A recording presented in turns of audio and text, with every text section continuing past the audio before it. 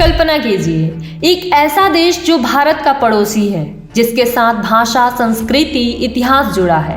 आज उसी देश की सड़कों पर भारत के खिलाफ नफरत के नारे गूंज रहे हैं। ढाका जल रहा है, हिंदुओं के घर निशाना बन रहे हैं।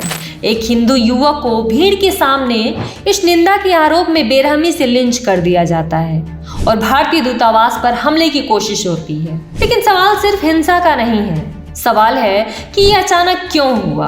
एक कट्टरपंथी छात्र नेता की हत्या और उसके बाद भारत पर सीधे आरोप। क्या ये गुस्सा है या फिर ग्रेटर बांग्लादेश जैसे खतरनाक सपने को जिंदा रखने की साजिश?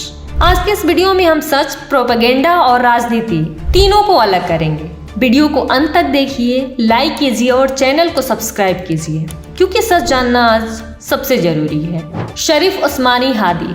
भारत में शायद ये नाम ज्यादा चर्चित न हो, लेकिन बांग्लादेश की राजनीति में वो सिर्फ एक नाम नहीं, बल्कि एक कट्टर विचारधारा का प्रतीक बन चुका था।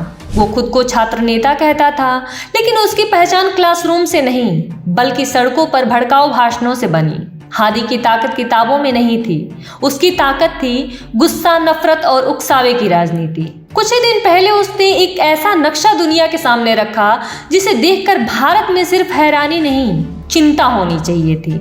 उस नक्शे में भारत का नॉर्थ ईस्ट, पश्चिम बंगाल और बिहार सबको ग्रेटर बांग्लादेश का हिस्सा बताया गया। ये कोई कल्पना नहीं थी, ये सीधा संदेश था, भारत की सीमाओं और संप्रभुता को खुली चुनौती। 12 दिसंबर, ढाका का शाहबाग इलाका। 2 लोग आते हैं और गोली चलती है। 17 दिसंबर को सिंगापुर के अस्पताल में हादी की मौत हो जाती है और यहीं से कहानी बदल जाती है। सोशल मीडिया पर एक नैरेटिव फैलाया जाता है, ये हत्या भारत ने करवाई है, रॉ शामिल है, भारत इस्लाम का दुश्मन है, बिना सबूत और बिना जांच के। अब सवाल ये नहीं रह जाता है कि शरीफ उस्मानी हादी कौन था या उसकी राजनीति क्या थी। असल सवाल ये है कि उसकी मौत का बदला हिंदुओं से क्यों लिया गया। ढाका की एक गली में एक हिंदू युवक को घेर लिया जाता है। आरोप लगाया जाता है इस निंदा का। ना कोई जांच, ना कोई FIR और ना कोई अदालत, बस कुछ अफवाहें और सैकड़ों हाथ जो इंसाफ नहीं, बदला चाहते हैं। कुछ ही मिनटों में एक जिंदगी खत्म कर दी जाती है। ये पहली बार नहीं है, इतिहास गवाह है, जब भी कट्टरपंथी विचारधाराओं को सवालों का सामना करना पड़ता है, जब भी उनके नेता घिरते हैं, तो गुस्सा सत्ता से नहीं, सबसे कमजोर समुदाय पर निकाला जाता है, क्योंकि अल्पसंख्यक लड़ नहीं सकते, भाग नहीं सकते और अक्सर उनकी आवाज भी नहीं सुनी जाती।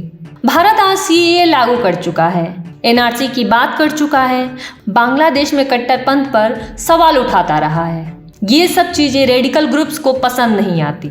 जमाते इस्लामी, इनकलाबी मोर्चा, नेशनल सिटीजन पार्टी, इन सबका एक कॉमन दुश्मन है भारत।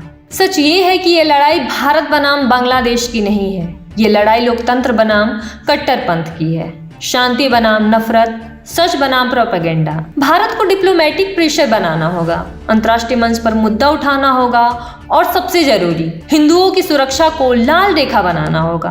अगर आज बांग्लादेश में हिंदू सुरक्षित नहीं है, तो कल ये आग कहीं और भी फैल सकती है। कट्टरपंथ कभी रुकता नहीं जब तक उसे रोका न जाए। आप क्या सोचते हैं, कमेंट में लिखिए और वीडियो को शेयर कीजिए।